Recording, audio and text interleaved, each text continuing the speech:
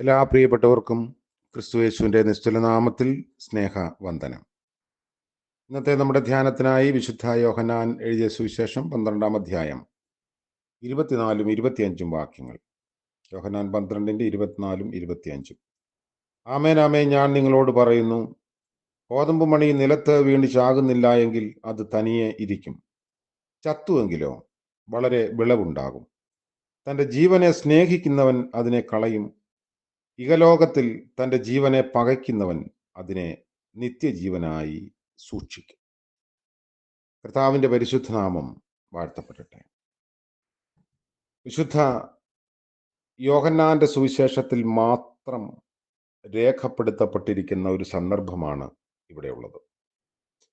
മരണത്തിലൂടെ ജീവൻ ഉറപ്പാക്കുന്ന കർത്താവിൻ്റെ പ്രഖ്യാപനം. യവനന്മാർക്ക് കൂടി സുവിശേഷം പങ്കുവയ്ക്കുന്നതിലുള്ള ഉദ്ദേശമാണ് യോഹന്നാന്റെ സുവിശേഷ രചന.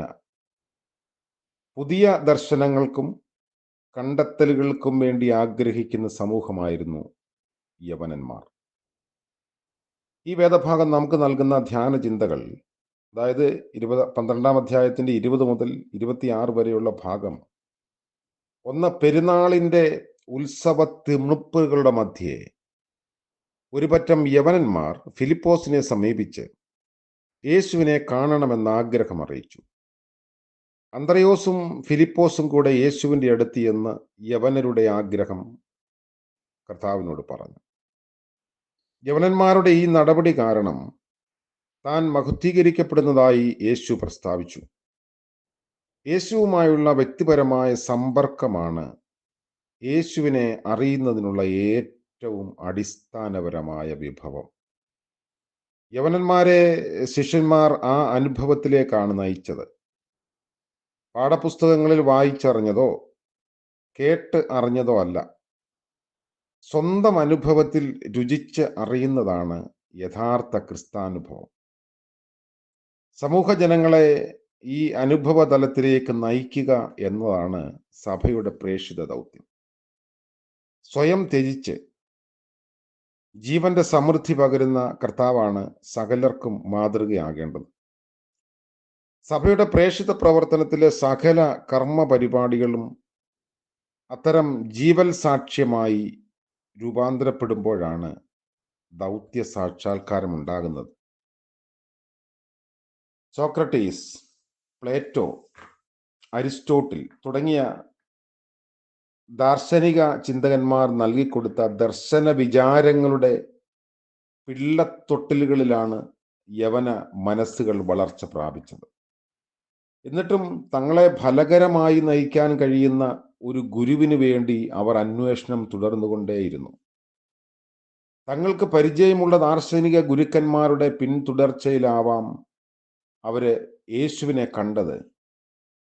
അത്തരം ഒരു ചിന്താലോക ഗുരുവായിരിക്കുന്നതിന് പകരം യേശു കർത്താവ് ജീവൽ സ്പർശിയായ ഒരു തത്വം ഗോതമ്പു മണിയുടെ ഉപമാനത്തിലൂടെ അവതരിപ്പിച്ചു. അറയിൽ ഭദ്രമായി സൂക്ഷിക്കുന്ന ഗോതമ്പു മണിക്ക് ഒരിക്കലും ഫലം പുറപ്പെടുവിക്കാൻ കഴിയില്ല. സ്വയം അഴിയുന്നതിലൂടെ മാത്രമേ ജീവന്റെ പുതുനാമ്പുകൾ പുറപ്പെടുകയുള്ളൂ. മരണത്തിലൂടെയാണ് ജീവൻ എന്ന സുപ്രധാന തത്വം കർത്താവ് യവനന്മാരെ പഠിപ്പിക്കുന്നു. സ്വയകേന്ദ്രിത മരണ സംസ്കൃതിയിൽ നിന്ന് ഒരു അപരോന്മുഖമായ ജീവൽ സംസ്കാരത്തിലേക്ക് രൂപാന്തരം സംഭവിക്കുന്നതാണ് രക്ഷ. അത് പങ്കുവയ്ക്കുന്നതാണ് നമ്മുടെ ദൗത്യം. മറ്റുള്ളവർക്ക് വേണ്ടി ജീവിച്ച വ്യക്തിയാണ് കർത്താവെന്ന് ബോൺഹോഫർ പറഞ്ഞിട്ടുണ്ട്. അപ്പോൾ ഓരോ വിശ്വാസിയും ഇത് സ്വാംശീകരിക്കണം. മറ്റൊന്ന്, ഗോതമ്പ് മണി നിലത്ത് വീണ് അഴിഞ്ഞ് ഉണ്ടാകുന്ന ഗോതമ്പ് ചെടിയിലൂടെ അനവധി പുതിയ ഗോതമ്പുകൾ വളർന്ന് അതിൽ ഫലമുണ്ടാകുന്നു. ഗോതമ്പ് വിത്തിലുള്ള ജീവന്റെ അളവ് അനന്തമാണ്.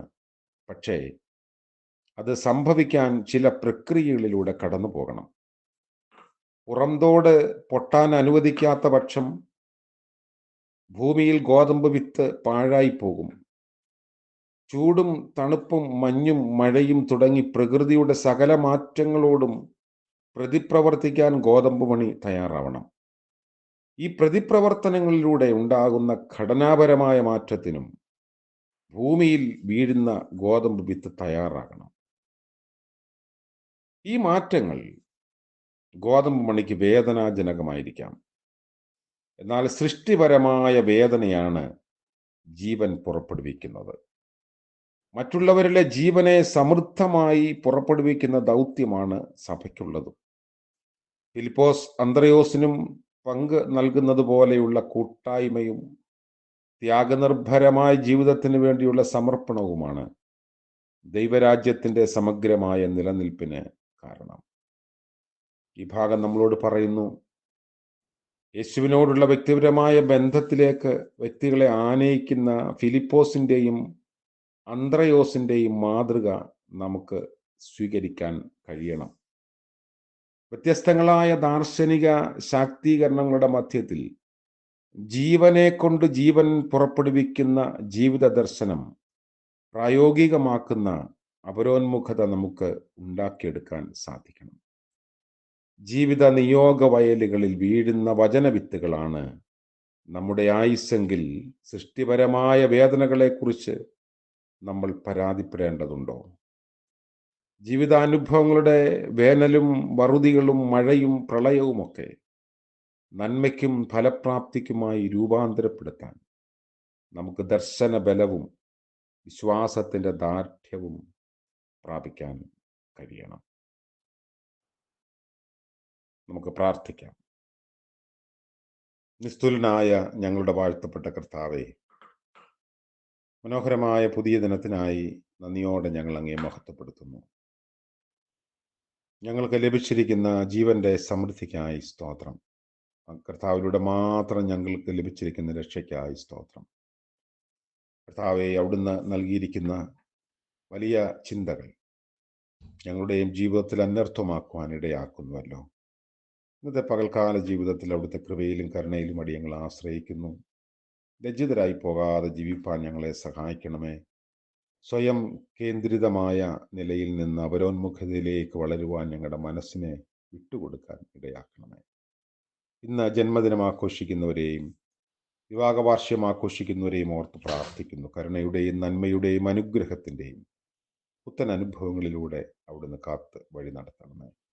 യേശു മിശിഹാ മൂലം പ്രാർത്ഥിക്കുന്നു. ദയവോടെ കേൾക്കുമാറാകണമേ. ആമേൻ. ത്രിയേക ദൈവത്തിൻ്റെ അനുഗ്രഹവും കാവലും നമ്മോടുകൂടെ ഇന്നും എന്നേക്കും ഉണ്ടായിരിക്കുമാറാകട്ടെ. ആമേൻ.